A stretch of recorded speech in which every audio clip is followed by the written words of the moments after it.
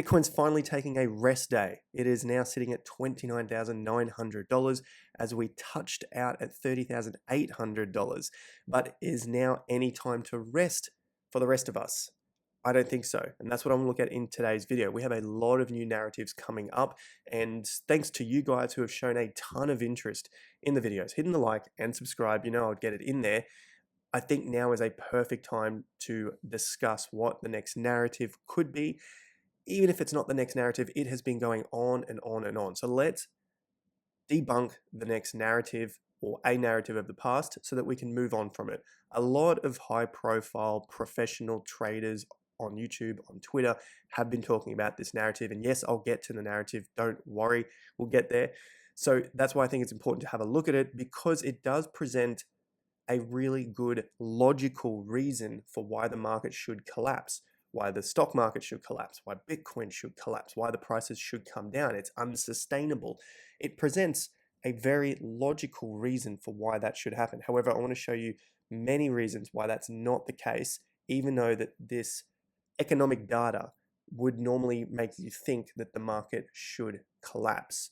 All right, so like I said before, hit that like and subscribe. Thanks again for all your support in the last couple of videos. The comments have been absolutely incredible. I didn't know how many of you guys were out there that have been finding a lot of value from it. And this is pretty much, I guess, my style is to explain the narratives, explain the news, even though I'm a pure TA professional. This is how I make my money. I prefer the charts, but I like to understand those narratives because I know that that's what the psyche is about. And like you guys know, especially at these lower times in the market, before we get to the hype at the extreme peaks, you know that this is the biggest thing. The biggest thing is our mindset. So I want to break that one down in a less than a 20-minute video for you today, because I've got to get off to the airport. I'm leaving Jakarta today. I did a video with Phil yesterday. Stay tuned to that on the channel, and you'll get more of the 18.6-year cycle update. Now, I know I've got a lot of new viewers. Stick with us. This will make far more sense for the macro cycle coming up. So looking at this comment from yesterday, this is what sparked the thought here today. Just trying to tap into what you guys are wanting and what you guys are seeing. One thing I've come to notice after listening to Jason the past year is that he's usually always correct prior to the market's narrative. I'm not trying to blow my own trumpet here. Let's forget that part, okay? So always correct prior to the market's narrative shifting. I started diving way deeper into cycle analysis, understanding the psychology of how cycles work in all markets. I've come to understand that this is one of the most powerful tools you can have as an investor or trader. Yes, understanding what they're trying to do and present to us. And what I'm trying to present to you today is the money supply. Now, like I said in the intro, you may have heard this from many high-profile people in the crypto space with hundreds and hundreds of thousands of subscribers who talk about the money supply, the M2 money supply, and how it's showing up as being negative. Money supply is coming out of the market. Liquidity is draining out of the market. And I have seen that in the comment section actually as well. People saying, well, it's not going to happen. The liquidity is drying up. And once that happens, the markets are going to collapse. I want to show you potentially why that isn't the case. So that's the problem that we have. Let's try and break it down with data and, of course, the charts as well. So this is the problem we face, the economic problem here, where the money is draining out of the system.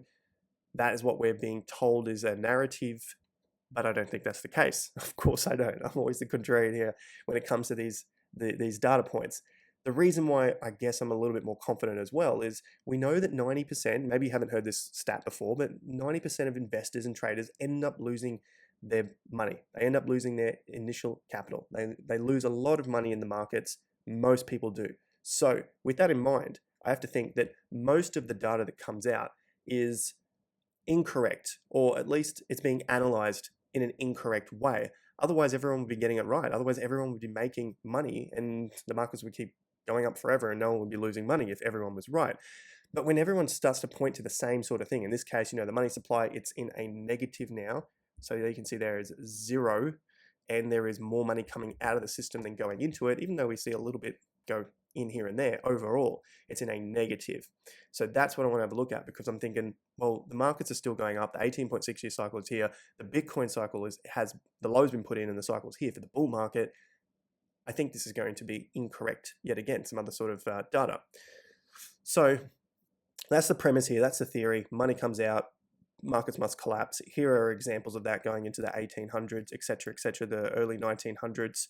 So it's good that at least there's a lot more data here, because normally when we see these pieces of data or economic data or whatever, right, it's always a very short period. When I say short, maybe they only look back to the 80s, maybe they only look back to 2000, maybe they only look back to the 60s. In this case, we've gone a lot further. That's good to see. But the main point I put here is, luckily we don't trade the economy, we trade the charts. That's the first thing. The charts are up, it's a bull market, go with the trend. Not my opinion, it's what is actually happening in the market. Go with the trend. Okay, so this comes up next. So they point to all the times when the money comes out of the system and all of the corrections and the recessions and the collapses and the depressions. So you start to think logically, which makes sense. Like, you're not having a go at the people individually. It's more the idea that we're trying to break down here and break down that narrative so that we can have a clearer mind when it comes to our own investments. Logically, it makes sense. Well, if there was a collapse, depression, recession every time there was a contraction in the money supply, well, then it has to happen again, right? Well, I mean, it didn't happen for 100 years. We didn't go under that for 100 years.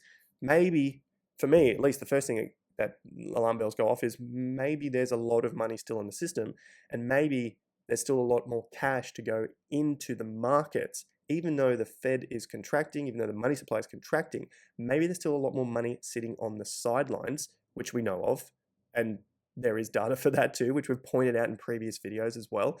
There's still a lot more cash sitting out there waiting. Remember, you can't get a collapse when everyone is expecting a collapse. That's another big thing.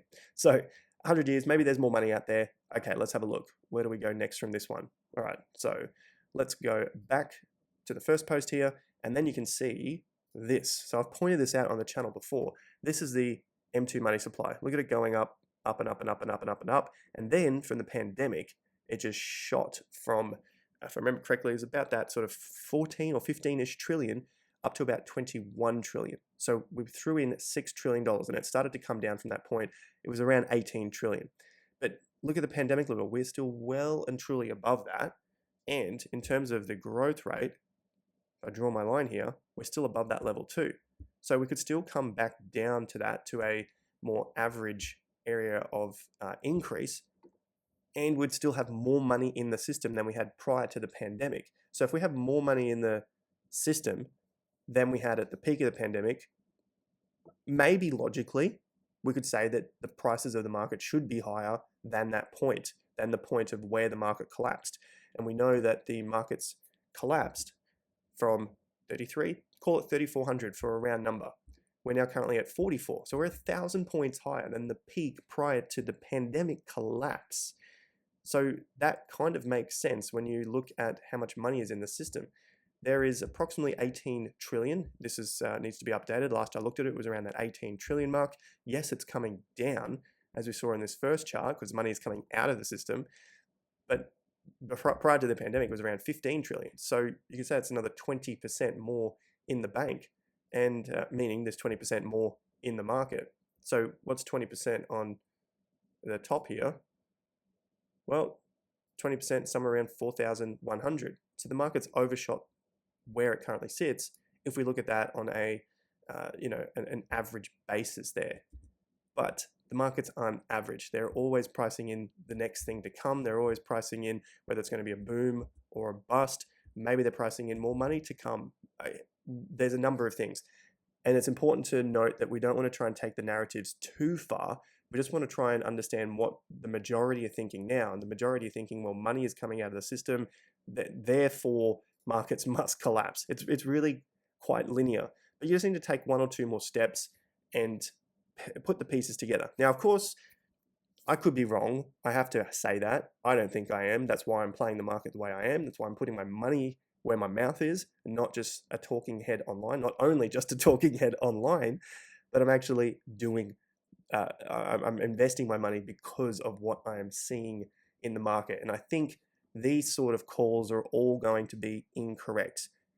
Like I said at the beginning of this, there are a lot of people who are looking at the M2 money supply as a reason for the market to collapse because the money is contracting. The money supply is contracting. I don't think that's going to be the case. And I've got a couple of other charts I want to show you for that as well. But before we get there, BTC, I just wanted to point out where we currently sit. We're at $30,000. But the point here is it's possible that 26K is gone. So the reason I want to explain that is, one, we have all of those narratives that come in, and especially when we're at the lows, the narratives get really strong, the fear is there, etc., etc. I pointed out here that 26K is probably out of the question now. Easy to say now they're at 30, so I'm not even going to bag that one right now. But the big one that I was looking at back in February and March was 22K. You might have recalled this tweet, which is why I mentioned go follow my Twitter and Instagram, because I post this stuff much more easily, especially when I'm traveling. I can do a tweet easier than I can do a video. But I did this at the time while it was under 22K. Bitcoin under 22K is a buy zone. Now, that's simple. That's what any old moon boy could say and then repost it later. They could do it at every $1,000 on the way up. I get it. How can you trust this? Don't. Just follow along for a while or do your own research as well. The reason I had 22K is the structure. You could see the market just was finding it very difficult to stay under 22K.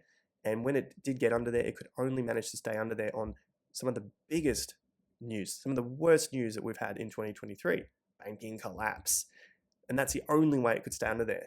After that, it's got the hell out of 22K zone. 22K is over, never going back, at least for this cycle, okay? Bitcoin breaks down, we go to zero again, whatever, right? That's what I'm talking about. I'm talking about this cycle. It's possible that the same thing has happened now for 26, okay?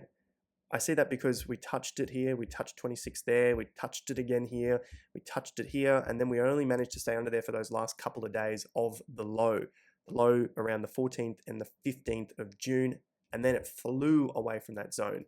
Looks quite similar to what happened here. It flew away from that zone there, and I've mentioned many times before, Bitcoin's not going back to 18K. I still see some comments about that, but yeah, it's not, Bitcoin's more than likely not going to break that. Is that a good way to say that? It's very unlikely that Bitcoin's going under 20K, and I think at this stage now, having touched that double top at 25,500, tested that level, and basically took off to the moon after retesting that double top, I think now it's pretty unlikely that we'll see under 25,000 again, potentially 26,000. So yeah, that's what I'm looking at there. If we start to consolidate at these higher levels, especially above that sort of 28.5, and put in another higher low, break 31, it's over. You're not going to see that underneath 26 again unless we get something really drastic, which would then mean we would be grinding a lot longer and things would be much, much worse. But I don't think that is the case. And I've got a few of those charts to say why. Looking at the stock markets, remember, these are the drivers of everything. The drivers of the economy, the drivers of money coming into the system, and of course, investors getting a little bit more excited with their money. S&P is still up. Yes, we're having a little bit of a pause. We're on a weekly here. If we go down to a daily, we need to have a cool off. We talked about that. This thing has just been skyrocketing from the March bottom with a consolidation in the middle, skyrocketing again. We need a consolidation, okay? So stock market is up and it's still holding above key support levels. You can see they're around that 4,300 points. And the more important one here is back at 4,200, which was a key level to break out of. So the main markets are still bullish. I can't see that changing for the next couple of years after such a significant breakout, after a bear market, after a low getting put in, and after breaking significant 50% levels. Like it's just not going to happen for now. There will be a collapse. Logically, it sounds like it should be a collapse now. The market is telling you otherwise. Same sort of deal here for the NASDAQ.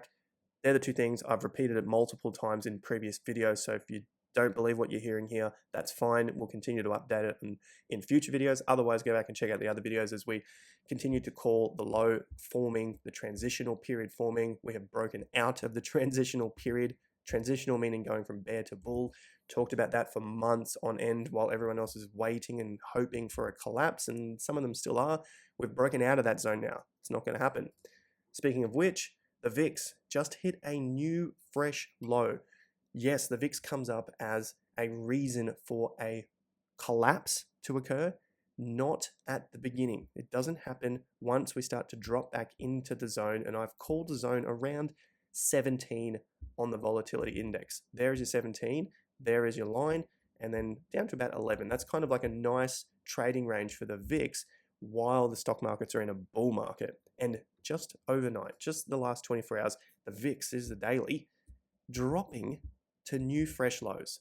If we get spikes in this thing, that's okay because we are now in a bull market. Spikes are fine. You can see in previous bull markets that you've seen significant spikes out of the VIX. Somewhere to the tune of 24 on the reading here. Yes, they can spike a little bit harder and higher. That's okay too. But the main thing is the bull market has begun, just like every other time in the past after a significant drop or a significant pump out of the VIX bull market zone.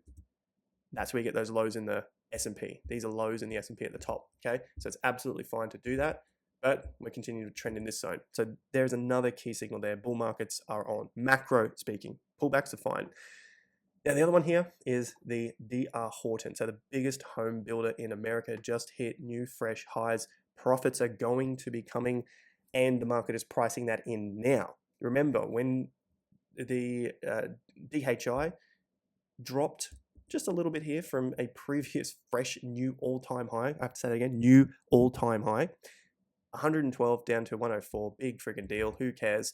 But that was when they showed some really solid losses on their balance sheet here. So that was, I believe it was around either February, or that was the collapse there, or this little move here. They weren't making profits. It was all over social media. People talking about, well, the home builders are going down. This is it. It's over. Housing, blah, blah, blah. Guess what? New all-time highs again. They're pricing in profits down the track. They're not pricing in what the reports are now. I'll leave it there. That's something to discuss in another one.